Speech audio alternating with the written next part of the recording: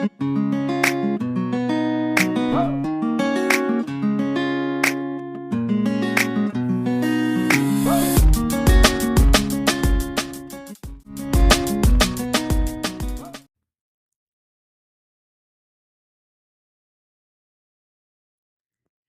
hello. Hi guys. Welcome back to my channel. I hope you're having a fabulous day and thank you for tuning in.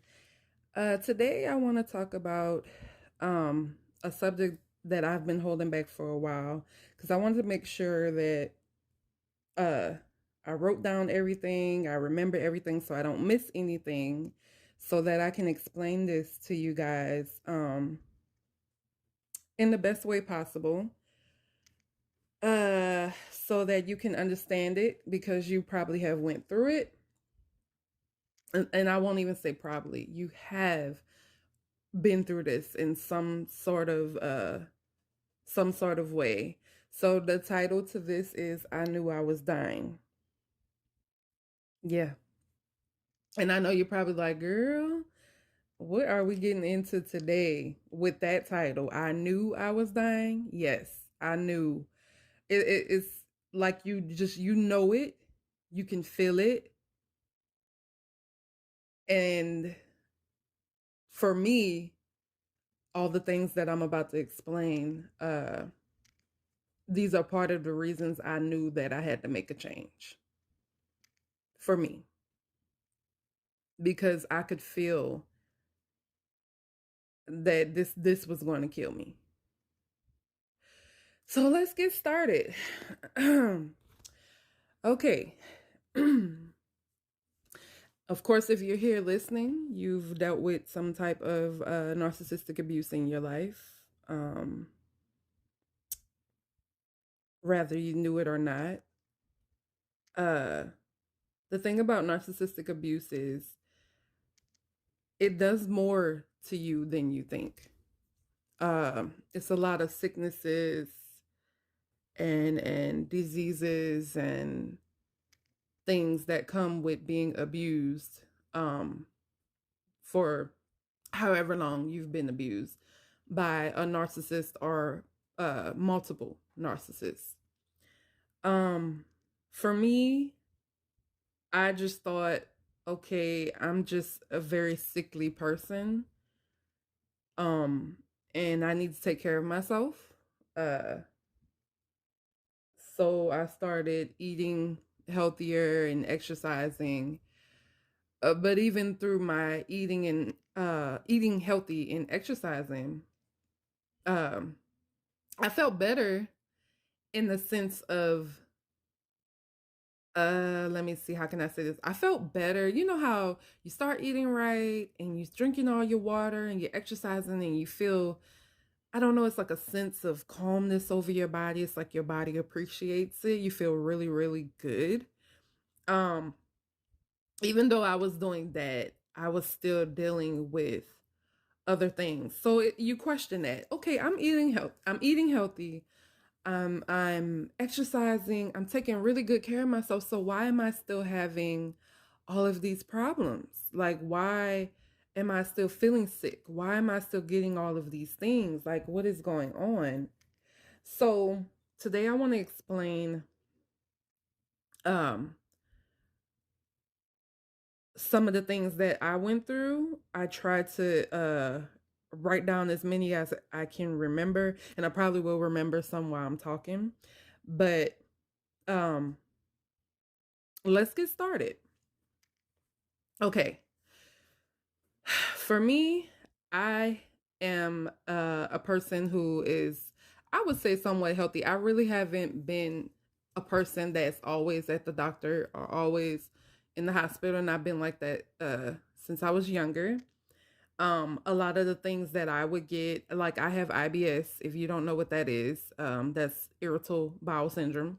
Yes, I'm not ashamed. It runs in my family, and if you know what it is, um, it's when your intestines, I'll put it short. Your intestines can't handle certain foods. So you have to be aware of what you eat. You have to make sure you're living a stress-free life, because all of that affects the irritable bowel syndrome. And we'll get into that because my IBS got worse dealing with narcissistic abuse. And I kind of question, because I know that it runs in my family, it's hereditary, but I kind of question, for me, would I have gotten it had I not been dealing with narcissistic abuse uh majority of my life. Let me tell you why. A lot of sicknesses and diseases we don't get just because out of the blue. When you deal with narcissistic abuse or any type of abuse in your life, um some sicknesses come to you that are normally hereditary, but if nobody in your family, it's certain sicknesses that if you read them in the blue book and stuff, you would only get them if someone in the family has it, right? But most of the time we wind up with these diseases and sicknesses, illnesses, whatever you would like to call them, because of the stress and I'm going to explain it, but the stress that you take on um in narcissistic abuse. Let me tell you something. Being abused by a narcissist, you live your life, because I lived my life going on over 9 years in fight or flight mode. Your body is not made to live in fight or flight mode. That amount of stress that you put on your body when you're constantly in fight or flight mode creates a lot of damage on the inside.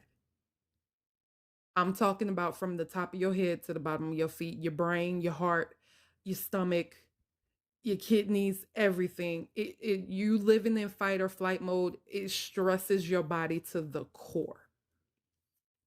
And I lived in constant fight or flight mode all the years that I was around my narcissistic in-laws, because you're in survival mode 24/7. You're trying to prepare yourself for what they're going to do next. You are constant. It's like a child or a dog and I say a dog because dogs, if you notice, a dog that's been abused is constantly in fight or flight mode. You go to because I have had visits with dogs like this before, because my first job in my life, I worked at a pet company where we sold luxury puppies.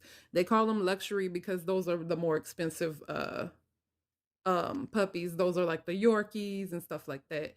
um I've also dealt with I worked at Petco. I've also been to what do you call those, the SPCA and stuff like that. So I've dealt a lot with pets, and I've been around pets that have been abused. And if you volunteer to the SPCA and stuff like that, you'll come across dogs and even cats that have been abused, and you'll notice their behavior. They're always in fight or flight mode because they're just scared 24/7, and it takes a lot of time and a lot of care to get them out of that mode, to get them to trust the new owner, or to trust anyone for that matter. So if you just walk towards them and just put your hand out, you'll see they'll jump, they'll run away. Same thing with us as human beings. You might not jump or run away, but you're in constant fight or flight mode when it comes to narcissists. You live in constant, okay, what are they going to do next? I need to be prepared, which puts a lot of stress on your body, and it can be very harmful to your body to live in that. The only times that we should be in fight or flight mode is if something is happening and we need to get away, or we need to fight for our lives. We need to run for our lives, or we need to fight for our lives.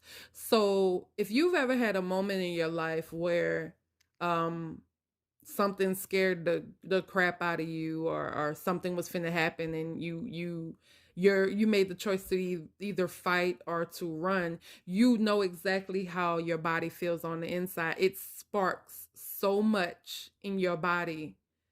It causes a stress level beyond anything you could ever think of, which also causes your cortisone levels to rise, everything, your heart rate, everything.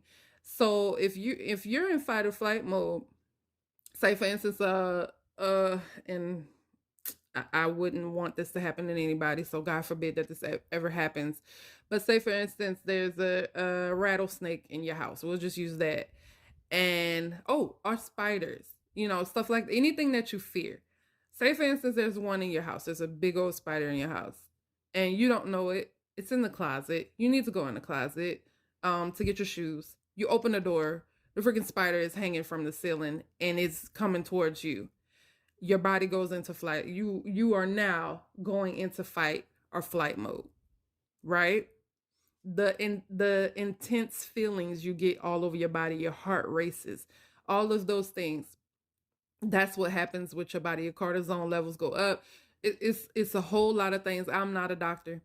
I will have to do more research on it, but I'm just trying to get you to understand how your body feels in those moments when you're scared. If you've been to a haunted house, whatever, in any moment that you've been scared, that's what your body goes through. It's fight or flight mode. It's all about survival. It's a survival mode. To be in that mode 24/7, 365 for years on end, you are putting your body through the utmost stress that can kill you. It can definitely kill you. And I thank God that I am here to be able to explain this to you. I thank God that you are here to be able to listen to it so that you understand um, that this is not worth it. This can really kill you. You know how they say stress can kill you? That's part of it. So let's get started. Let's start off with headaches. Um, I've gotten headaches in my life. Okay, regular headaches that I could just deal with, pop some medicine, and I'm okay, right? But I've never had headaches like I had headaches during my abuse. I had migraines like crazy. And I questioned what is wrong with me because I would have migraines every day. It never failed. It never failed. I made excuses about it being the heat, which the heat, if it's hot enough, it will give you a headache, trust me. But I made I made excuses for my headaches all the time. And my migraines always started off with some visual problem, right? So my vision would start to get blurry. Mind you, back to what I said, I'm living in fight or flight mode 24/7, 365. Okay? 24/7, 365. Fight or flight mode. This will happen to me while I'm driving my car. This will happen to me when I go out. This would definitely happen to me when I was around my in-laws. Migraines. And I'm not talking about regular little head. I'm talking about migraines to the point where you need to be in the dark room. I had to get in the dark room. I had to the only way I could get out of it, get some type of comfort, I would have to force myself to go to sleep. Because sometimes even the medicine didn't work. Okay? I'm talking about head. Oh my gosh. I don't miss them. And I have not had those type of migraines since I went no contact. So my head feels better, right? My head thanks me because I was getting headaches every day. So I went to the doctor. The doctors couldn't figure it out. Oh, it's because you have what's the visual problem that I do have? Um Geesh, I can't even think. I have astigmatism. So astigmatisms do bring on headaches. But I still have astigmatism. That doesn't go away. You can get it fixed, but I choose not to. Not right now, at least. I'm not ready for that type of surgery. Um, but I don't get those headaches every day. So yes, you get migraines from having astigmatism and light sensitivity because I do have light sensitivity. But where are those headaches? Because now I can only recall getting a headache every once in a while. And I get headaches now if I eat something uh that my body doesn't agree with. Like too much salt, too much sodium is one. Um and I feel that I need to go get tested for food allergies because I feel like it's some food that I don't know that is bothering me. So there's that. And I only get a headache every once in a while now. And they're bearable. They're not as bad as what I used to get. So headaches, migraines, visual problems. I always knew when I was finna get this bad headache because my vision would get blurry in one eye. Very blurry to the point where I couldn't see in that one eye. It was horrible. It was horrible. Moving on. Chest pains. I would get constant chest pains to the point I was in the hospital a lot, always getting checked out because I know something's wrong with me, but the doctor's always like, "You're healthy. There's nothing wrong. You're fine." If I'm fine, why am I going through all this? Why do I feel this way? Why do I wake up every morning and I feel like this if I'm fine? Chest pains, y'all. I have a heart murmur already. I have a small hole in my heart.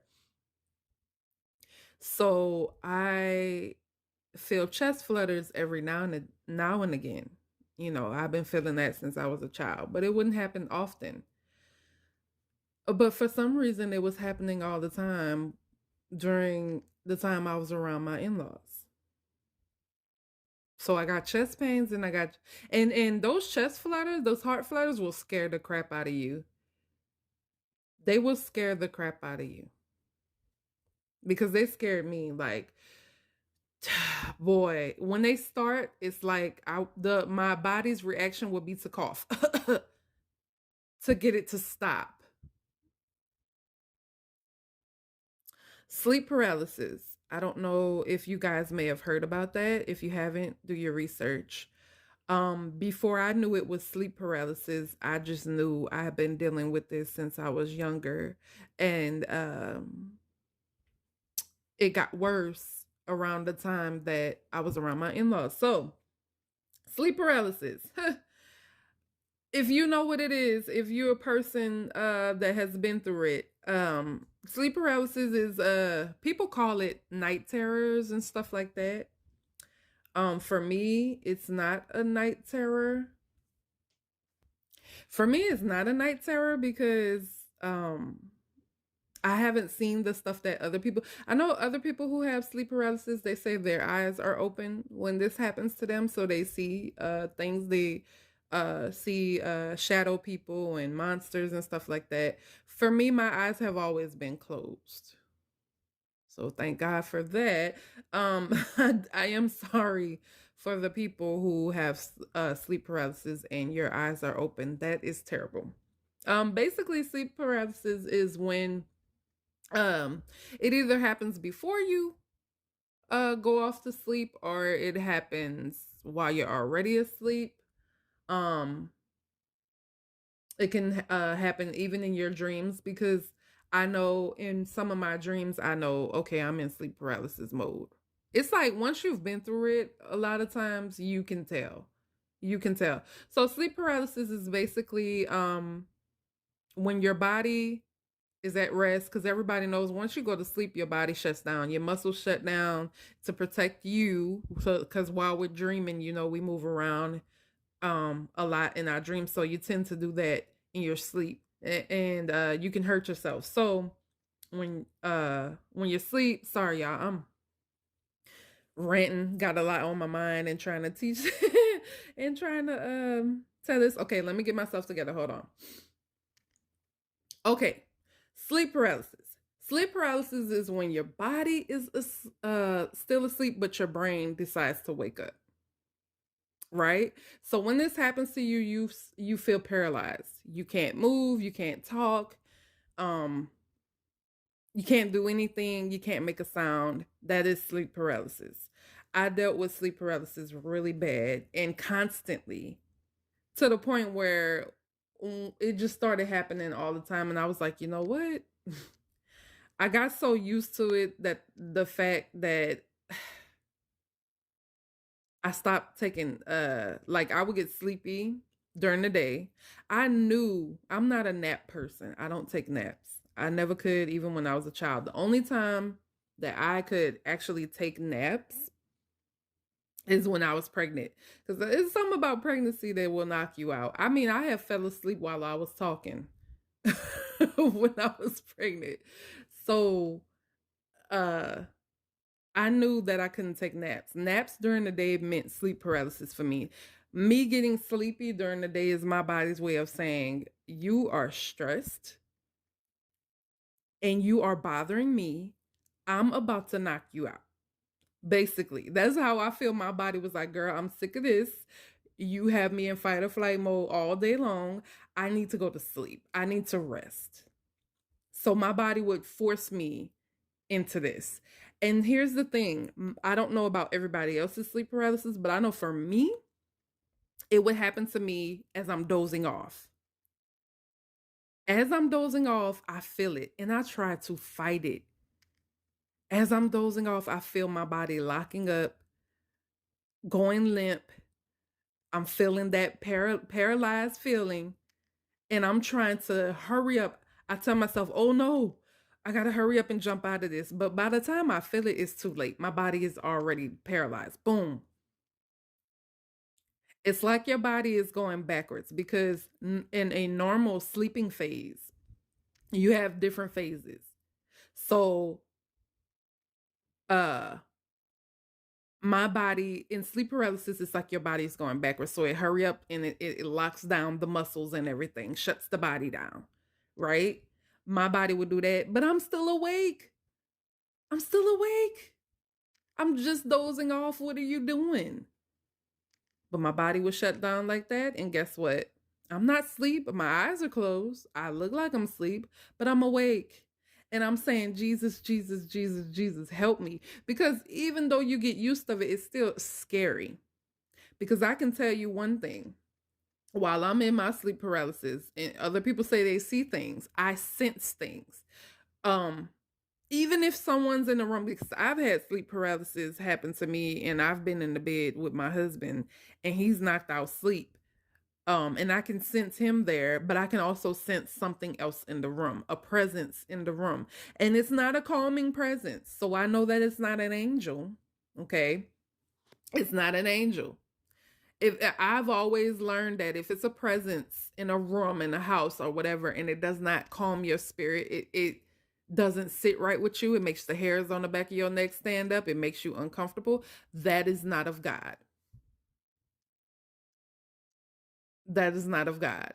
And imagine to have to sit there and go through that. I am thankful that my eyes are closed during these experiences that I've had with sleep paralysis, because I don't think I would be okay with my eyes being open and me seeing the things that I've heard other people have seen. I am not okay with that. And I've heard a doctor say, because doctors, for me, it's a spiritual thing. For doctors, it's medical, right? But for a person like me, this is a spiritual warfare. This is something that's happening to you because there's people around you that don't belong in you. You got demons around you that don't belong in your life. Something is happening, right? But for a medical doctor, it's a medical thing. It has something to do with your brain, blah blah blah, whatever. That's fine. For a doctor, they would say, uh, a doctor would say that The reason why people are seeing, and I've listened to doctors say this, the reason why people who do go through sleep paralysis with their eyes open, the reason why they are seeing things is because their brain is in dream mode. Even though they're awake, you're in dream mode. So the things that they're seeing are in their dreams. But how funny if you're a person who went through or goes through sleep paralysis a lot like I did, every night is not a nightmare. I can tell you I have a nightmare maybe every once in a while. A bad dream every once in a while. But most of my dreams are some are just great. I would like to go back to sleep. Don't wake me up. You know, those type of dreams where you're like, man, this is awesome, you know. And then some dreams are just weird. I don't understand them. But every once in a while, I have a bad dream. That's every once in a while, not often. So for a person, and a lot of people have sleep paralysis a lot, to tell a person that, oh, that's you know, you're in your dream, you're seeing the things in. So you telling me that they have a nightmare all the time? Some people go through sleep paralysis 4 or 5 times a week, maybe more. I know I was having it often every week. But back to what I was saying, there's a presence and it makes you very uncomfortable. Sometimes you can feel more than one presence. It's like somebody's watching you, standing by you. And mind you, for me, I can still hear everything that's going on. So if the TV's on in the room, I can hear it. If a car pulls up, I can hear it. If somebody rings the doorbell, I can hear it. If you're talking, I can hear you talking.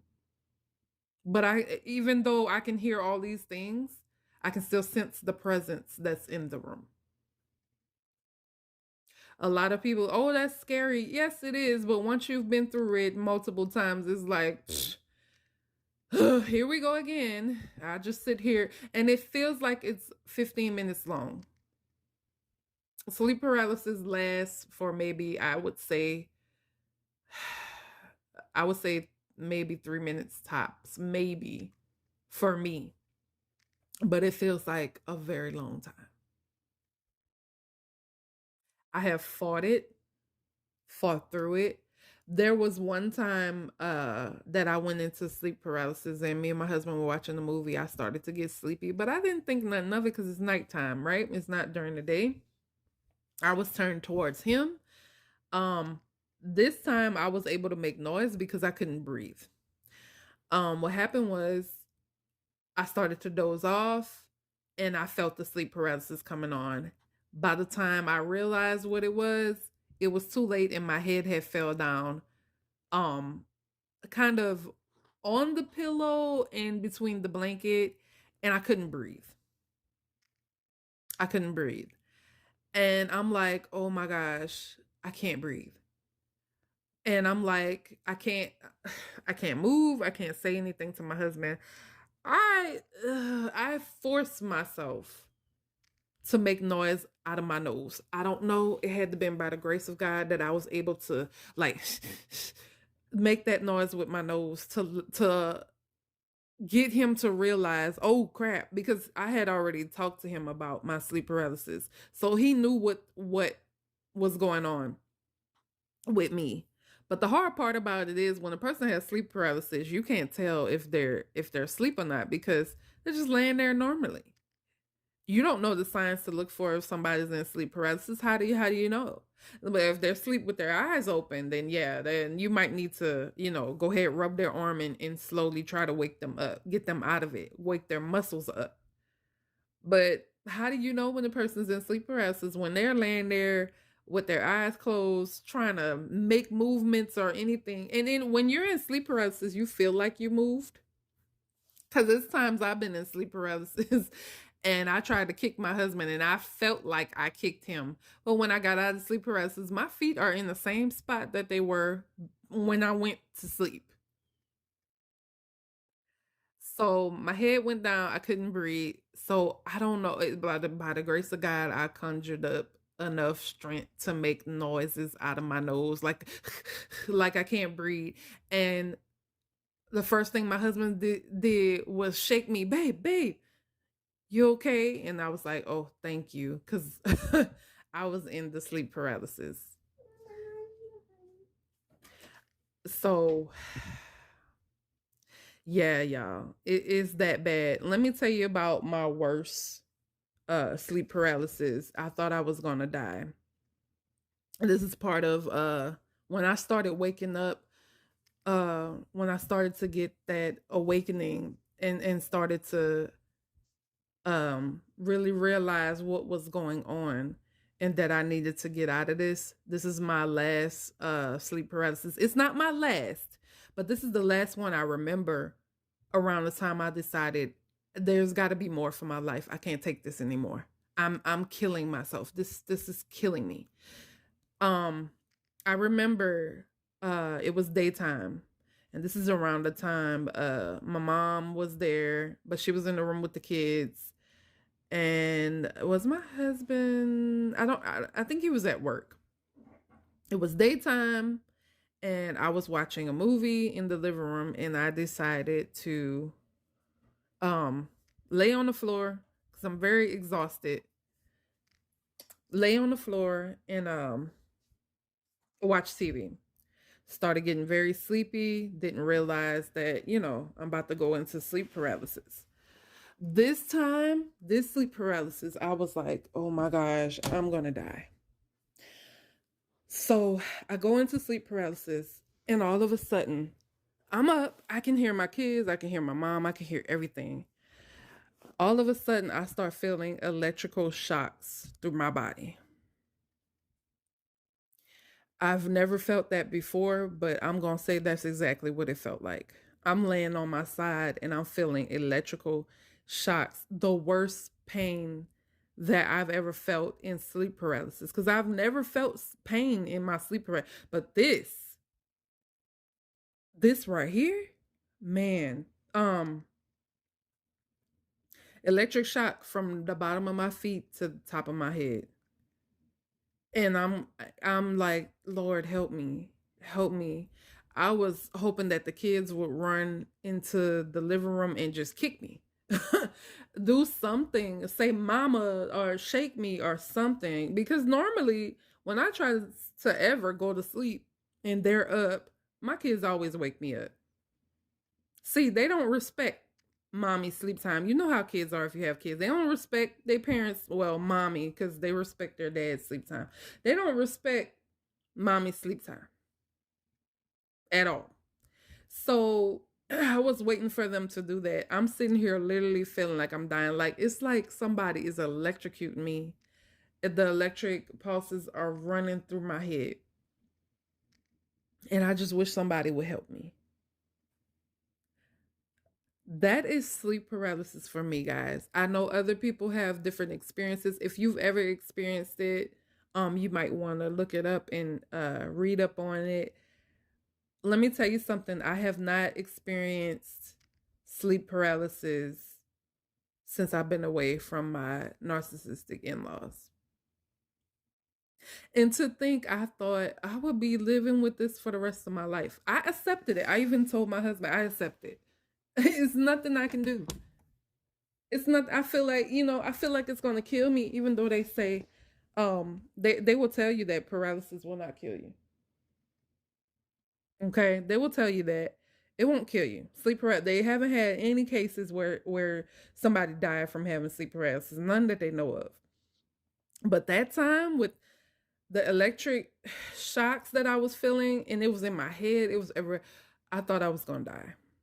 When I got up and I ran back there to tell my mom when I finally broke free of it, we found a brown reclusive spider that was down there by my feet while I was laying there, and I didn't know, and wound up killing it. My mom was like, "Are you sure you haven't been bit?" Because in my mom's mind, you felt electrical shocks going through your body. You were paralyzed. This thing probably bit you. Let's check and see if you've been bit. I had no bite marks. It didn't bite me. It didn't get to me.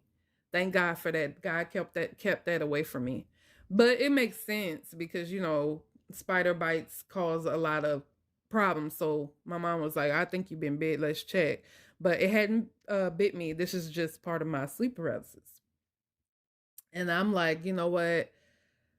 I got to deal with this the rest of my life. I guess that's how it's gonna be. But I don't like it, and that one right there scared the crap out of me because I was like, so now that my sleep paralysis is getting worse, you telling me every time I get sleep paralysis now I'm gonna feel like I'm being electrocuted and I have to sit there and go through that. I'm not okay with that. All right, next one. Hair falling out. This is another one. And when I say hair falling out, I didn't have any bald spots. Um, but I lost a lot of hair. And it's funny because I don't have really thick hair. So you would think as much hair as I lost that I would have had a bald spot, but I didn't. Hair grew back pretty quickly and thickened back up and stuff. I remember we took a trip and the trips were always stressful if we were going on a trip with my husband's family because in my mind I've been on trips with my mom and stuff like that and it's always been fun. It's a vacation, right? And on a vacation you are to leave all your stresses at home, right?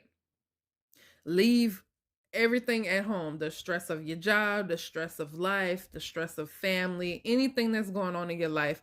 When you go on vacation, you leave that crap at home. You go on vacation, you have yourself a good time. Not with these people. You don't have a good vacation. It is not a vacation when you are dealing with narcissists. It is not a vacation. It might be a vacation for them, but it is not a vacation for you. They are going to ruin it because the narcissist can't have you having fun. You being happy, you smiling, that's a no-no. So when we went on this trip, mind you, we were all in the same house together. All in the same house together. And if I used to wish that we had the money to go pay for a hotel. But we only had these were the family reunion times. And we only had enough money to deal with the family reunion and getting back home and stuff like that, right? So no extra money for a hotel. Well, I'm lying because we did go to a hotel. When we go to the next city, we would go to a hotel because that's for where the family reunion is. It's in a whole nother spot. So I wish that it could have been like that the entire trip because being in a household with them is terrible. It's terrible because they're going to find any and everything to fight each other. Yes, narcissists turn on each other. The snakes of a skin, they turn on each other. They don't just go after you. You know, they don't just go after the people that they abuse, they go after each other too. For one, because it's a whole lot of chiefs. Everybody wants to be a chief. Narcissists want to be a chief. They don't want to be an Indian. They want to rule. So a house full of narcissists, and then me and my husband and my kids are like, oh my gosh, I wish we had a car to leave. It's just a lot of things we wish we could have done. On this trip, it was just let's say this. The stress started from day one. Because when we got there, my husband's grandmother put me, my husband, and my children in her bedroom. Reason being is because it was a big bed, right? If you've ever been, well, we were in California, put it that way. If you ever been to those houses in California, not the big houses, the little ones, is not enough room, right? So she put me and my husband and my kids in her room because she had the bigger bed. She had a king size bed, and it's 4 of us, right? She put my husband's brother, my husband's brother and his wife in the I guess it's called a den, in the den. Because it's just 2 of them. His wife was pregnant at the time. So it's just 2 of y'all, including your belly. That really don't count. Lay on your back. It really doesn't count. It's 2 of y'all. We had to deal with them with the foolishness. Why are you giving? Because apparently his grandmother decided to tell them that, hey, I'm gonna give y'all, and she had good furniture, you know, that old school heavy hit your toe at the end of the bed, knock your toenail off furniture. I'm talking about that antique heavy wood, good made furniture. She had that, in that little bitty room. And I say hit your foot because I kept hitting my foot on it every time I went in the room. You know that furniture that your grandparents had, that's that good furniture that lasts for years and years and years and years. That's what she had. And she decided she wanted to give that to them. So they were like, they wanted to kick us out the room because that's our furniture. Yeah, but we have 4 of us. It's no way that we can sleep in the bed that she's putting you in, which is the sofa bed, which was a full size. A full size bed with 4 people, 2 adults and 2 children. No, ma'am, no, sir. But because they are narcissists and they got to have their way, they complained and argued and got angry about it. And look, we slept in the room without a care in the world. You can be mad all you want. Me personally, I can never think like a narcissist because for me, say for instance, if me and my husband didn't have kids, right? Like them at the time, and uh they had them 2 and 1 child, or them 2 and 2 children, whatever. I would have been like, nah, let them have that because they need more room. That's just me. But narcissists don't think about nobody but themselves. They don't care. Your children can sleep on the floor as far as they care. And one thing my children were not going to do is sleep on nobody's floor. So it just was, it's other things, but this is not about that. This is about all the sicknesses I went through. So let me get back to that. Let me get back into that so we can talk about that. But when we got back from the trip from Cali, when I got home, I had a bag full of hair, my hair. I combed through my hair and I had clumps of hair in this bag because that trip was so stressful dealing with them. It's a lot of things that happen on that trip, and some of it you will get in my podcast where I talk about how my husband woke up, because it's a lot. And then you'll understand why my hair was just, I mean, I had a bag of hair and I showed it to my husband. He was like, "Is that your hair?" He didn't even think it was my hair because it was just that much in a bag. That's another thing that showed me I needed to moving on. Seborrheic dermatitis. I have seborrheic dermatitis. I don't know how I got it. It's not a contagious thing. It is a skin inflammation. Also a immune deficiency. I think that's what they call it. Yeah. It when my immune system is affected, when my immune system is low is what I mean. When I'm stressed, it pops out. Nowadays, um it pops out if I eat something that I shouldn't. Or if something irritates my skin. But back then when I was around my narcissistic in-laws, it popped out. It was so bad on my face that I wouldn't want to leave the house. You could see it. Like you would see this red irritation all over my face. Like I can't even describe how it looked. It just looked bad and I didn't want to leave the house. And I'm like, why does this keep popping up on my face? Why does this keep happening? And it's irritating. It burns and it itches and it's just a lot. And I didn't want to leave the house. Like, what is wrong with me? Why do I keep going through this? And I would buy the soaps and I would buy the medicines and stuff, and they would help, but the stuff would pop back out. And my mom would always say, "You stressing." She's like, "If you notice that pops out every time you stress," and she's like, "You must be stressing a lot because it's always popping out." It was embarrassing. Nowadays, it pops out, like I said, but it isn't as bad as it used to be. It pops out now if I eat something that irritates me, or if my immune system is low, I get sick, stuff like that. Um, but it's easy for me to use the little soap that I have that's for it, medicated soap, and it goes away. Back then, it would take a week for it to go away. It was embarrassing. I didn't want to go anywhere because I didn't want people looking in my face. Fibroids. I wind up with a fibroid. My cycles were the cramps and the pain and everything that I dealt with were freaking horrible. And then when I went to the doctor to get checked for the fibroid, because I found out I had a fibroid, I went to the hospital. And something was happening to me. Okay, my cycle had been gone for 8 days. And normally if my cycle is gone that far, then I'm pregnant, right? That's what happened in all my other pregnancies. But I was taking multiple pregnancy tests. I'm like, and the pregnancy tests were saying negative. And I'm like, how is this possible?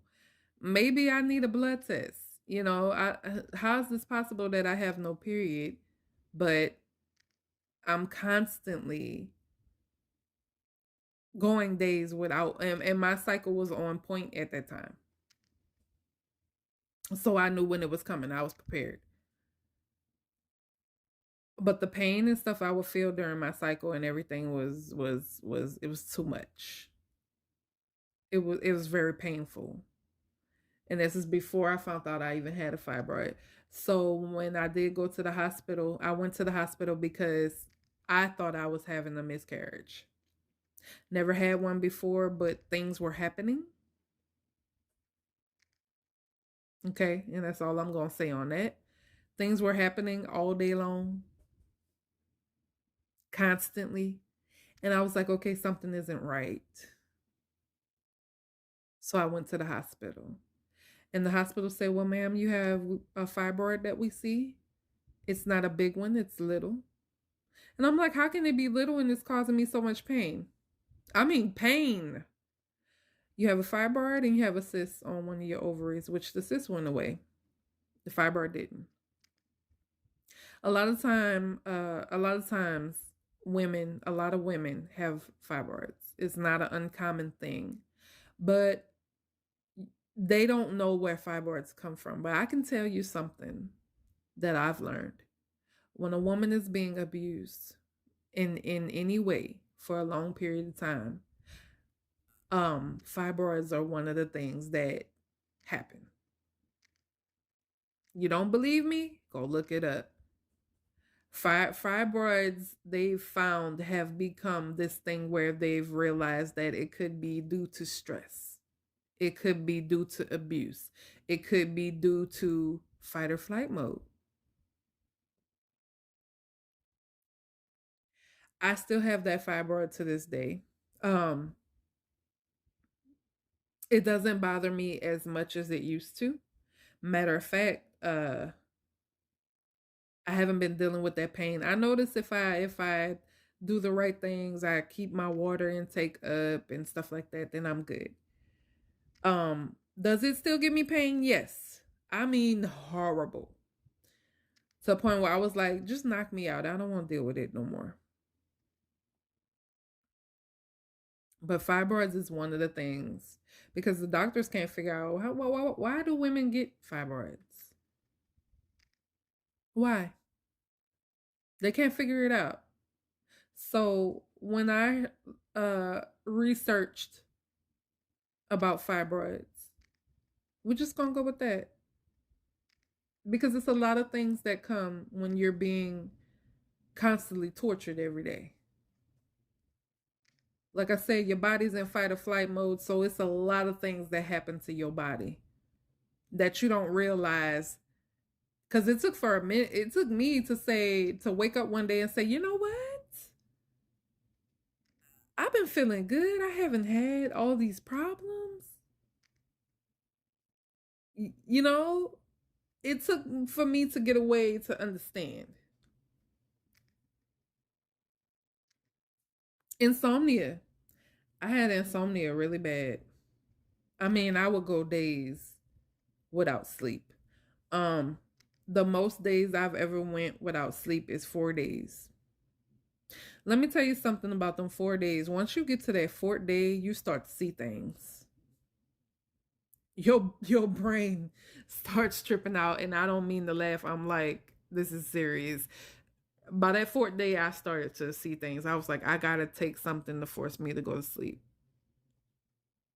I've dealt with a lot of sleepless nights dealing with my in-laws. Not sleepy at all, up all night, angry all night, sad all night. My family is sleeping and I can't. My family is resting and I can't.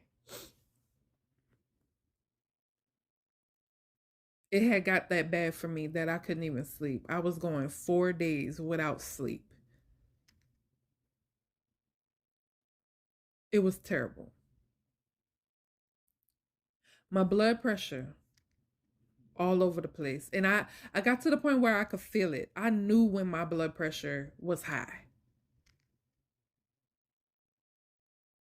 That's something else. Your blood pressure. I developed an eating disorder. Back then I didn't know that. Well, it's not that I didn't know. Back then I felt I couldn't express my feelings. I couldn't take up for myself. I couldn't. No, nobody cares. Nobody's listening. They getting away with everything. Nobody believes me. You know what I'm saying? Nobody, the only person I know would believe me. Well, of course, my niece believed me because my niece knew everything and they were doing things to her. But I couldn't tell my mom because I didn't want her to be a mother the way that she's protecting her child. I didn't want that to happen because I didn't want them to disrespect my mother because then I would be let out of my shell. And they want me to get out of my shell so they can call the police and ruin my entire life.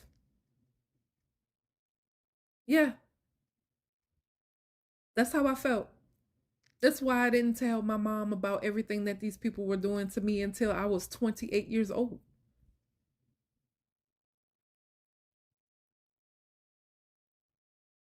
28 years old. Because I felt in my abused mind that if I told her, she's my mom, I know her. She's gonna come for y'all. And then I'm gonna have to come for y'all for disrespecting my mother. But that's what you want me to do. So that you can ruin my life. Because one of the main things they always wanted was not only to get my husband to turn his back on me, to get me away from him, was to also get to my children so that they can turn my children on me, so that they can take my children away from me. Because if I do, they would provoke me to the point where I know, and if I do something to you, all you're gonna do is call the cops, and then guess who goes to jail? That's me. Guess who gets the charge? That's me.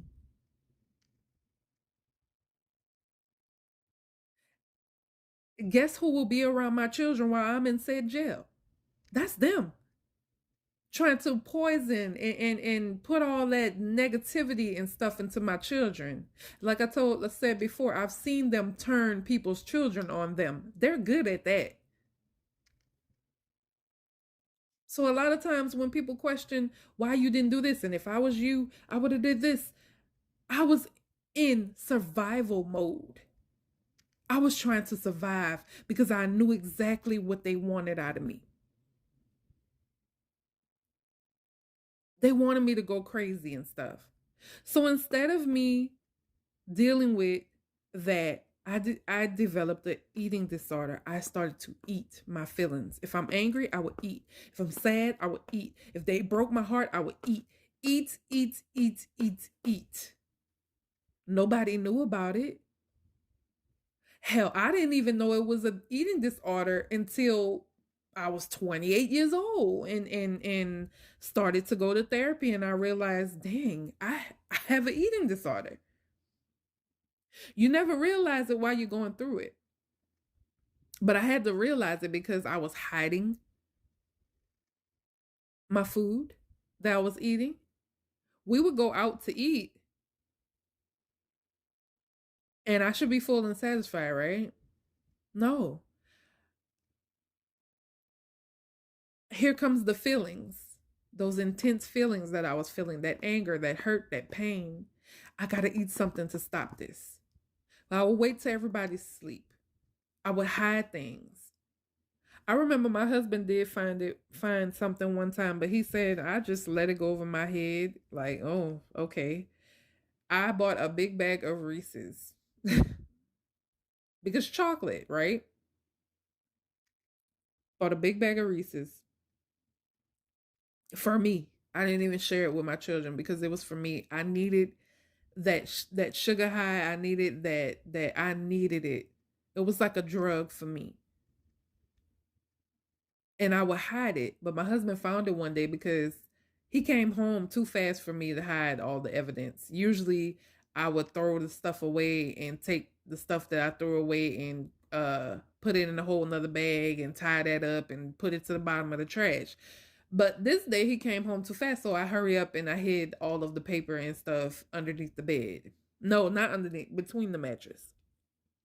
He wound up finding it, but he never told me until we discussed this, until I told him that, well, I have an eating disorder. I developed an eating disorder, guys. I became an overeater. I ate my feelings. Instead of dealing with them, I ate my feelings. I was able to scarf down a lot of things. And see, you wouldn't be able to tell because as much as I would eat, you would think that I would gain weight, a lot of weight. But what I would do is once I binged so much, I would go on a diet. So all those calories I just ate, that's out the door because I would go on the cleansing diet. Nobody knew what I was doing. Then I would binge again. Then I would go on a cleansing. Then I would binge again. I was putting my body through a lot of stress because you're sitting here eating all these bad things, a lot of them, causing your blood pressure to rise. You're almost diabetic, stuff like that. And then I would shock my body by doing a cleansing diet. So it was back and forth, back and forth, back and forth, back and forth, back and forth, harming myself because I didn't want anybody to know that I was an overeater.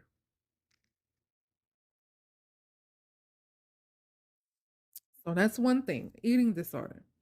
And in eating disorders come in many forms. It's not just a binge eater, overeater, whatever, the name is it for. You have people that there, well, let's just put it this way. There's other, we're just talking about minds, but there's other eating disorders. Sick all the time. I was sick all the time. I was sick all the time. Allergies, bad. I mean, I would wake up in the morning sometime and my nose would be clogged up and I would blow my nose. And it's just a ton of blood and snot and thick snot. And it was horrible. I would be coughing all the time. I would just be sick all the freaking time. It was bad. Nowadays, I don't get sick like that. My allergies act up every once in a while if there's some pollen around and stuff, but the way my allergies and stuff were acting when I was at the house, I was like, I got to live like this the rest of my life. It was terrible. Um, just let you know, stress and bad company will kill you, guys. It will. Forgetfulness. I added this. I became very forgetful. I remember one thing. I forgot that I had to pick my kids up from school. Like when you go through abuse for a long period of time, you become very forgetful, but they want you to be like that. They everything a narcissist does is to make you forget everything. It's to make you think you're crazy, it's to make you question your reality. I became very forgetful. I dropped my kids off at school that day. I laid on the couch the whole entire day because I don't want to do anything. I'm stressed. Leave me alone. My life is wasted. That's how I felt. I laid on the couch. My kids would get out of school at I think 3:30, 4 o'clock. I forgot what time they would get out of school when we lived out there. I kept telling myself that day, I have something to do. I have something to do. I don't know what I'm supposed to be doing. I was very confused that day, very out of it. I didn't feel like myself, but I kept telling myself, you have something to do. You have something to do. I was even looking at the clock, y'all. I was looking at the clock and I still couldn't figure out what am I supposed to be doing.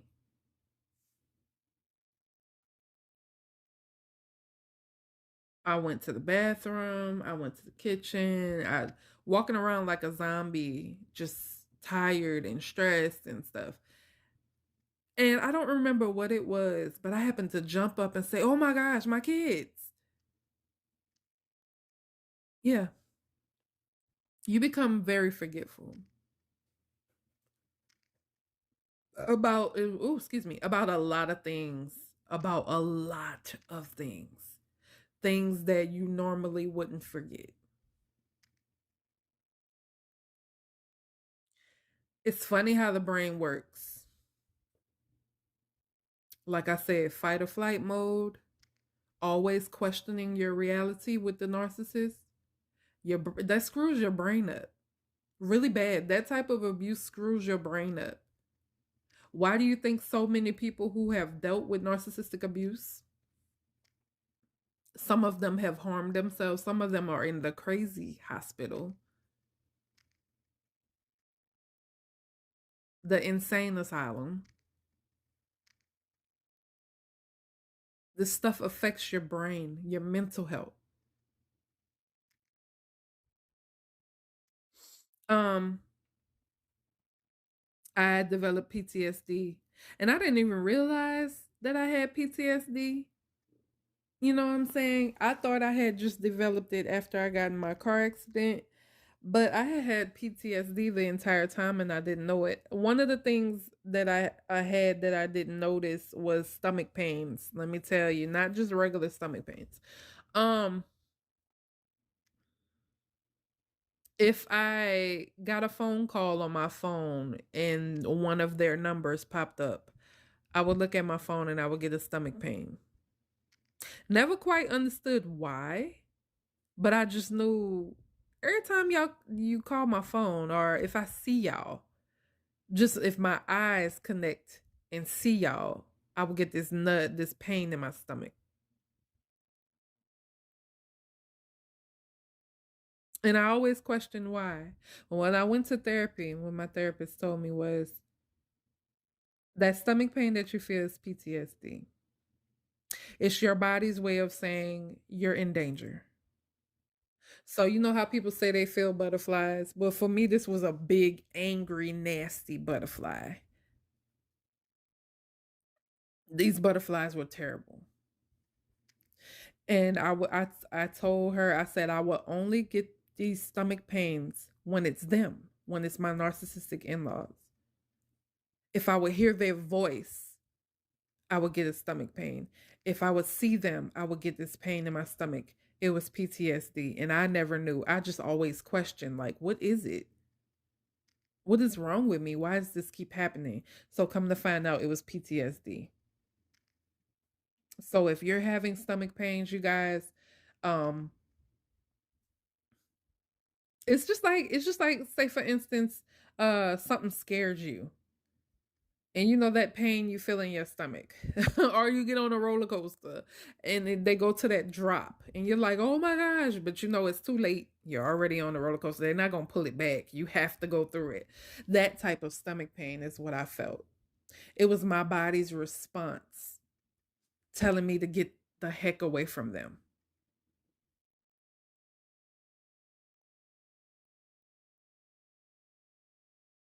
And you'll know that it has something to do with the narcissist because you won't catch this stomach pain. Like, say, for instance, your dad calls your phone. If your dad's not the narcissist in your life, your dad calls your phone, you're fine. Your mom calls your phone, you're fine. You see your family, you're fine if they're not the narcissist in your life. But if it's that narcissist in your life, oh my gosh, your body is talking to you. You need to listen. Because for years my body was talking to me and I just ignored it and was like, this is weird. Why am I going through this?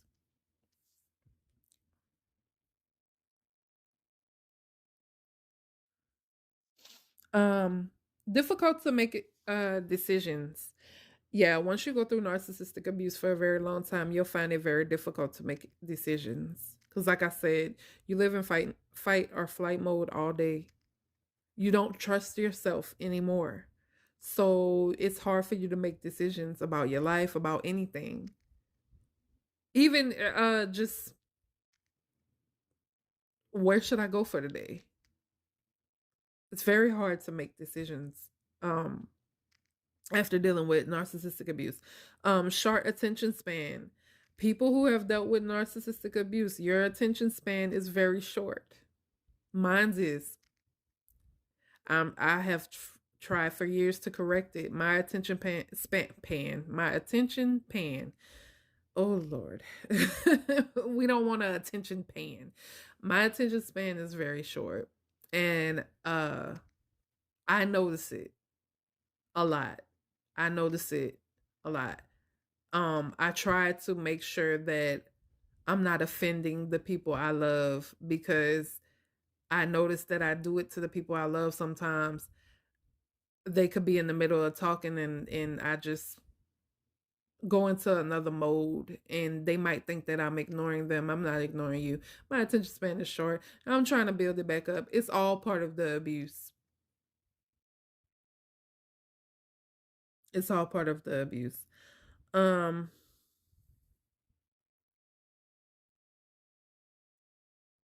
Avoiding people, places, or situations. I would do that. The reason being is because of how my body felt. Like, say for instance, if it was just me, my husband, and my kids, my mom, maybe going somewhere, I'm fine. I'll go.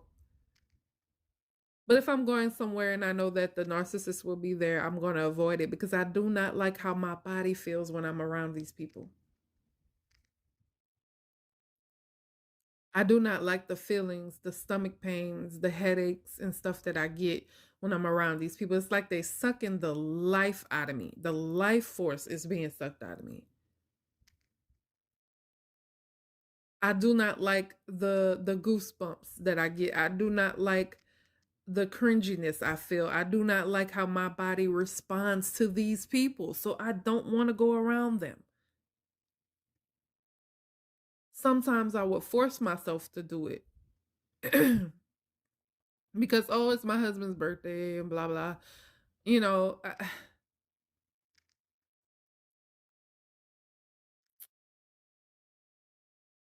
I got blood work done.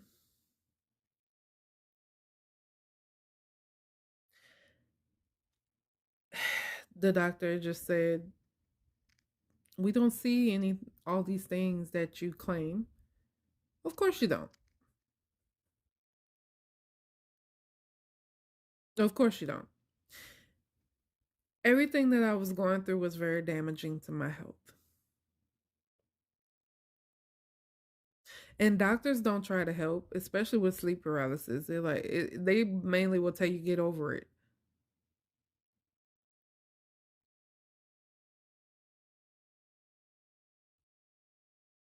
So everything you go through, the headaches, the chest pains, the sleep paralysis, your hair's falling out, the cerebral dermatitis, the fibroids, insomnia, the blood pressure problems, the eating disorders, the stress, the forgetfulness, the PTSD, the CPTSD, which is complex PTSD. A lot of us who go through narcissistic abuse have complex PTSD. The difficulty of making decisions, the short attention span, always in fight or flight mode. All that stuff is killing you. You are wreaking havoc on your body every day, whether you realize it or not. Every day. If you notice when you're away from the narcissist, say for instance, you go on a little vacation by yourself or with people that you love, and you're away from the narcissist, you're away from them, and you pay attention to how your body responds. Pay attention to how your body feels when you're away from them. Then, when you go back around them, hopefully you don't ever do it again. When you go back around them, pay attention to how your body responds to them. Your body will tell you everything you need to know.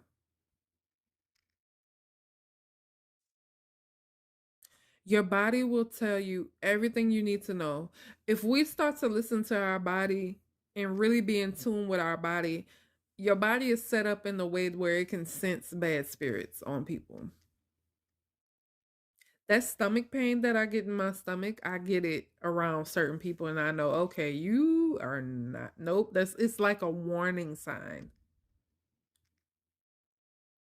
I am now more in tune with my body than I've ever been because God has made us amazing. He has made us in an amazing way. He's given us intuition. You know what I'm saying? You need to listen to it. He's given us that little voice, that little thing that says, hey, this ain't right. This little thing that says, hey, don't go. That little thing that says, walk away. God has given us that, and we need to start paying attention. I can tell you, I have been at so much peace since I went no contact. Now, yes, it took a while. It took a while. It took a while. But nowadays, when I feel something wrong in my body, it's because it's those simple things. Oh, I ate something that doesn't agree with me. If I get a headache, oh, I ate something that doesn't, or I just had a overstimulating day. Because sometimes my days are just, oh, it's just too much. And then I get a little headache. But I take some medicine, I lay down, I drink some water, I'm good to go. It wasn't always like that. I can feel the difference. I can feel the difference of how my body feels. I can see the difference. My blood pressure is normal. If my blood pressure goes up, it's because I've been eating like crap. I'm not sick. I can't tell you the last time I've been sick. I can't tell you the last time I've had a really bad sinus infection. And that's another one. I did talk about that. I don't think I said sinus infection though. I think I said my sinuses would act up real bad. I would get the worst sinus infections, like disgusting. And they would last for days. I would be blowing my nose all day long because green, and I do apologize if you have a weak stomach, but I'm just trying to let you know how bad this can get. Green, thick, nasty all day long. And it don't make sense to go to the doctor because it's not a common cold or anything. It's a sinus infection. My body was responding to the abuse that I was going through. See, you don't have to get hit to be abused. You don't have to get beat on to be abused. The verbal abuse, the emotional abuse, the mental abuse. You don't have to get touched, but your body will get wounded in the process. They don't have to lay their hands on you to leave bruises, just them doing all the other types of abuse. Your body, the way it responds, your body is going through the trauma. There are a lot of other trauma responses and illnesses and stuff like that. It's a whole lot more than what I've said. I'm just telling you what I've been through. There are other people, you can look them up on YouTube or whatever and listen to their stories. There are other things that people go through besides what I've been through. Some of these things are common, like the headaches, sleep paralysis is common, insomnia is common. Eating disorders are huge because of people who have been abused, we eat our feelings. When we feel there's no way out, we try to comfort ourselves with food. But food is not your friend. Food is to keep you alive.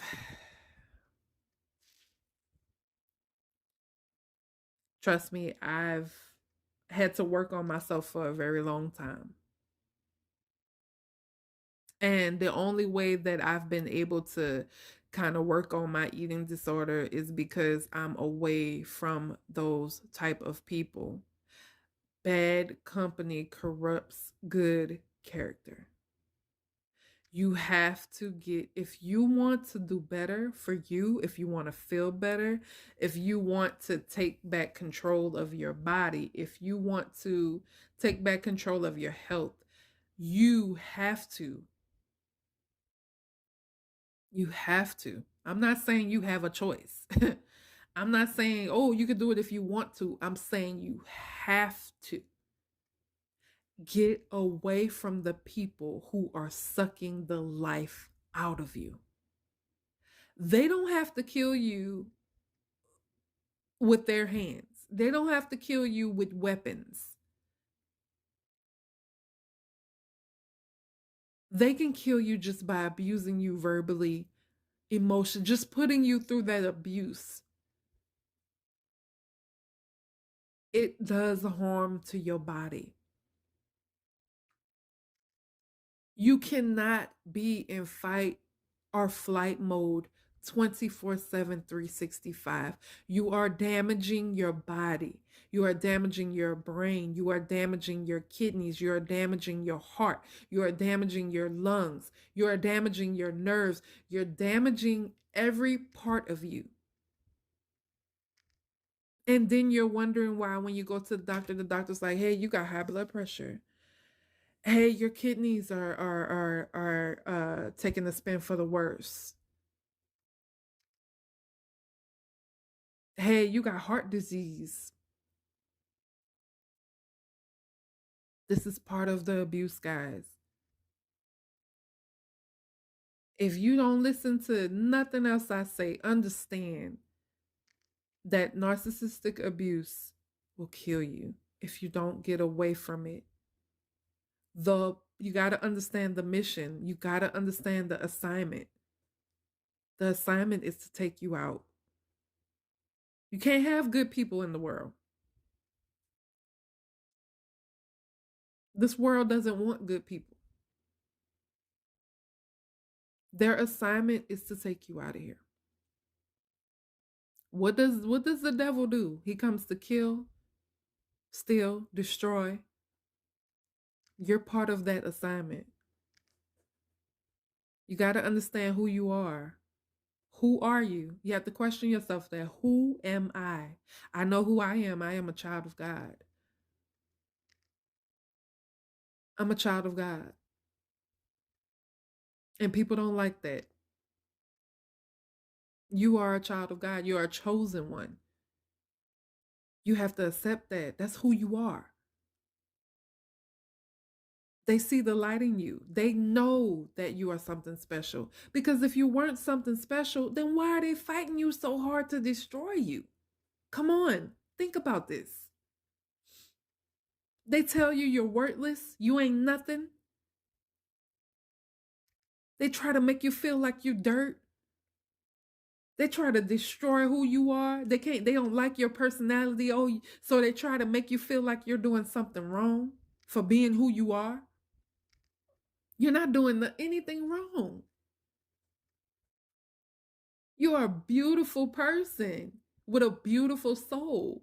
They got to destroy that. That's part of the assignment. Don't let these people make you think that you're nothing. You are something, because if you were nothing, they wouldn't bother you. If you were nothing, they wouldn't abuse you. If you were nothing, they wouldn't take time out of their everyday life to try to destroy you. We're called the chosen ones. I don't care what nobody says. You're chosen. Only the chosen go through so much hell on this earth. And you're going through these things not for you. It took me a while to understand that because I'm like, what do you mean when my therapist was like, this is not for you? Because the therapist I went to, she has also uh been through narcissistic abuse with her family and her in-laws. And it felt good you always want to find a therapist who can relate. You don't want to find a therapist or whoever you go to that has not experienced abuse in their life, narcissistic abuse, who knows nothing of narcissism, because they will not give you what you need. They don't understand it. They haven't educated themselves on it. So they're going to tell you things that are going to re-traumatize you.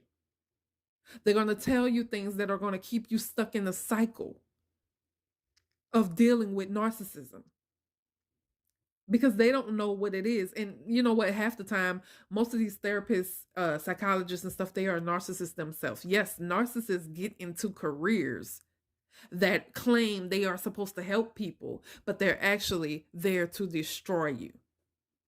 There are narcissistic pastors, there are narcissistic therapists, there are narcissistic teachers. They're in every profession. Why? Because they have to come to destroy you. They got to reach the people in any way possible. That is part of their assignment. So understand, if you've dealt with any kind of abuse in your life, people have bullied you, people have done bad things to you, understand it is because you are chosen, you are special. God has something for you. I don't know what it is, but you're not going through the things that you're going through, or you're not going through the things that you have been through for no reason. I know it hurts. I know it sucks. I know you question, why is this happening to me? I've questioned that my entire life.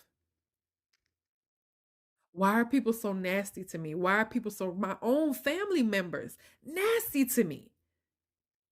What's wrong with me that they don't love me like they should? What is wrong with me? I've been there. I know you question yourself. Stop questioning yourself. There's nothing wrong with you. There is something right with you and they can't stand it. Like I said in my other podcast, narcissists can see your light even if you can't. Even if you can't see who you are, they can see it. Even if you can't see that when you walk in a room, you light it up because you are light. They can see it. Why do you think sometimes when you walk into a room, people who don't even know you, their face changes like you stink or something, like they met you before and they can't stand you because you are light. You are a child of God, a COG is what I call it. You a COG and they can't stand that. Understand who you are. Stop beating yourself up. Not stop saying, well, if I was like this, maybe they would like me. So what if they don't like you? And sorry, y'all, I'm starting to get loud. So what if they don't like you? So damn what? The only people who don't like you are the people who are against you. The reason you walk into the room and they can't stand you, even if they don't know you, is because your beautiful spirit and soul irritates their demons. You got to know who you are and you got to walk in your light. You are kings and queens, princes and princesses of the Most High.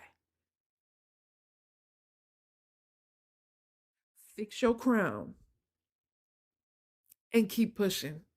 Because please believe me, once I found out who I was, once I sat down and had a discussion with God and really talked to God and laid all this on Him, and I can't do this, God. What is this? Why? When I really sat there and listened to Him, that's exactly what I heard Him say. Who are you? And I even question that. We always questioning God. Like, what do you mean? Why am I going through this? I heard God say, "Who are you?" And I heard him ask me that for months. And I kept questioning, well, who am I? I don't Why don't you tell me? I don't know who I am. Tell me who I am. He wouldn't tell me. I had to figure it out. Till one day I heard God say again, he asked me, "Who are you?" That's when I said, "I'm a child of God. I'm a child of the Most High. I'm a COG." And can't nobody take that away from me. Nobody can take that away from you. You are blessed and highly favored. That is why you are going through the things that's why people can't stand you, don't like you, spreading rumors about you. That's why they won't invite you to the party, you know? And who wants they party lame anyway? I don't want to go to your party. Go to a party with people that's like you, who are COGs, who are children of God, who know who they are. Don't let narcissism kill you guys. Don't let these people win in their assignment, because that is what they're here for, to destroy you. Once you start to realize who you are, it becomes funny. Because for me, it became funny. I laugh at it now because people will say things to try to offend me, and I laugh at it because I know who I am now. And they can never take that from me. See, it doesn't matter how people feel about you if they spread rumors and people believe it. So what? All that matters at the end of the day is what the Most High thinks about you, how he feels about you. Because at the end of the day, when you pass out of this body, okay, and we all will, when you pass out of this body and you head up to those pearly gates, all that matters is I made it into heaven. That's all that matters. What people do down here doesn't matter. It doesn't matter if they judge you. They can't send you to heaven or hell. They don't have authority over your soul.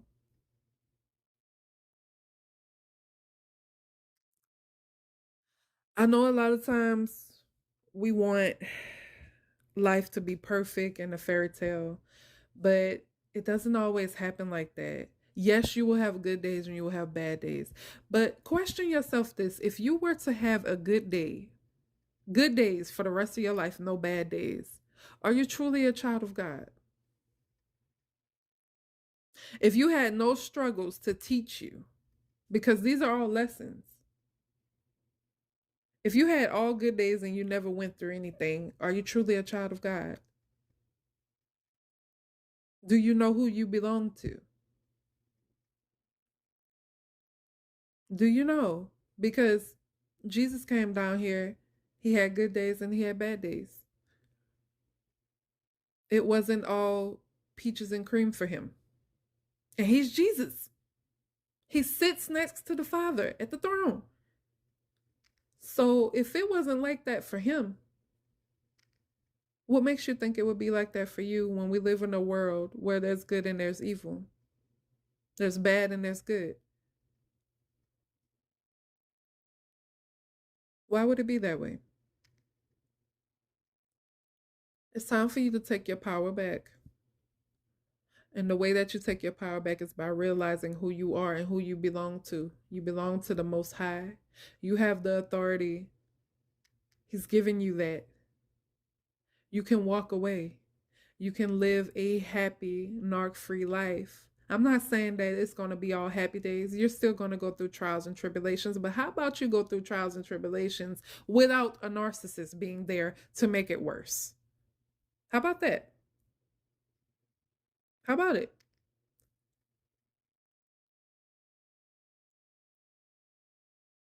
Realize who you are. Ask yourself that every day when you look in the mirror, when you're sitting there, who am I? Keep asking until you believe who you are. Because I can tell you who you are, because I know who I am. I'm a child of God. I have a crown on my head that He placed there because I belong to Him. And He loves me. And He loves you too. And who are you to think that He doesn't? Because I know at one point I felt like God was, when I was going through all this abuse and stuff, I felt like, God, you turn your back on me. Are you punishing me? You don't love me anymore? And I had to realize it wasn't Him, it was me. Because He's given me ample opportunities to get away. And I chose to stay. It was my choices that left me in the situation. See, a lot of times we blame God for things that we go through. It was me. It wasn't Him. It was my choice to stay in the abuse. God told me that they were bad people. I didn't listen. I was like, oh, I'll just give them a chance. It'll be okay. It'll get better. I was going by my own will. And a lot of times we do that. We live in our will and not in His. We don't belong to us. We belong to Him. So you got to say, well, God, not my will, but yours. I want to live in your will, what you have for me, what you want for me, not what I want for me. Because when I choose, when I make decisions on my own, when I make choices on my own, I do the wrong things. My choices are selfish. You know, I do the wrong things. When you're living by your will, everything falls apart. And then we're like, oh my gosh, what did I do wrong? Well, you're living in your will for your life. You're not living in His.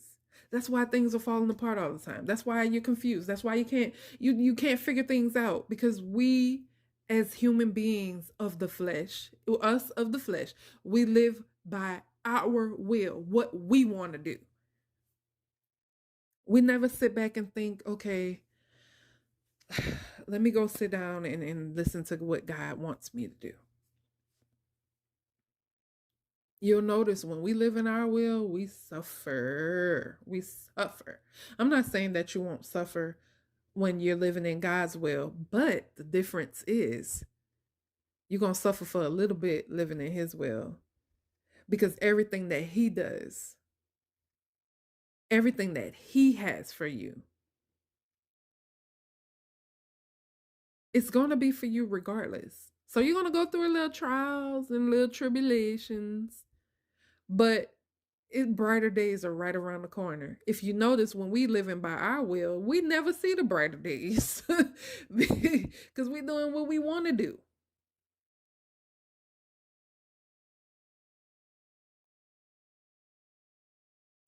You are a child of the Most High God. We are queens, kings, princesses, and princes of the Most High God. There are no peasants here. No peasants here.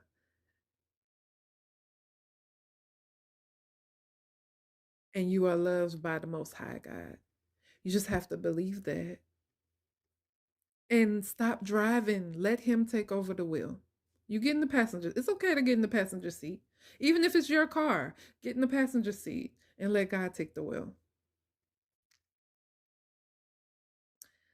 So guys, that's it on this podcast. I hope I made it very understanding for y'all. I do apologize if I was lagging a little today. I had some stuff on my mind, but I'm okay now. I'm always better when I talk about these situations. I always feel better when I'm putting out a message that I feel will help someone else.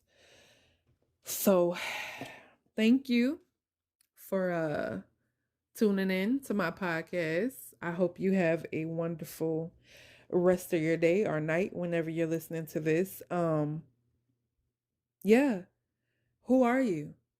That's the question of the day. Who are you? And until next time, thank you. Thank you again for tuning in. Bye.